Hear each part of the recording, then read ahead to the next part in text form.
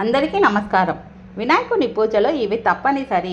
వినాయక చవితి ముందు రోజే వినాయకుడిని పరదా కప్పి గణపతి పప్ప మోరియా అనుకుంటూ ఇంటిలోకి తెచ్చుకోవాలి. మన ఇంటికి తెచ్చుకునే వినాయకుడి తొండం ఎడమ వైపుకు తిరిగి ఉండేలా చూసుకోవాలి. వినాయక చవితి రోజు తెల్లవారుజామునే నిద్ర లేవాలి. మామిడి తోరణాలతో ఇంటిని అలంకరించాలి. ఇంటి ముందు అందమైన రంగవల్లులతో తీర్చిదిద్దాలి. ఈశాన్యముల ఒక పీటను లేదా ఆసనాన్ని ఏర్పాటు చేసుకోవాలి. దానిపై బియ్యపిండితో పద్మాన్ని వేసి పసుపు కుంకుమలతో అలంకరించాలి. దానిపై బియ్యాన్ని 3 సార్లు పోసి ఆ బియ్యంపై వినాయకుడిని ప్రతిష్ఠించాలి. పాలవెల్లికి పండ్లను వేలాడదీయాలి. వినాయకుడి నుదుటన గంధం కుంకుమతో అలంకరించి ఆపై దీపారాధన చెయ్యాలి. వినాయక చవితి రోజు తప్పనిసరిగా గోత్రనామాలతో సంకల్పం చెప్పుకోవాలి. వినాయకునికి 3, 5 లేదా 9 రకాల నైవేద్యాలు సమర్పించాలి. బెల్లం కుడుములు, ఉండ్రాలు తప్పనిసరి. అరటి ఆకులో మనం వండిన అన్ని పదార్థాలను వడ్డించి మహా నైవేద్యం సమర్పించాలి.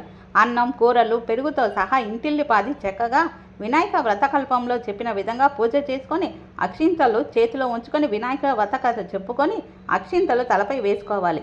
వినాయకుని పూజలో గరిక తప్పనిసరి. జై గణేశ.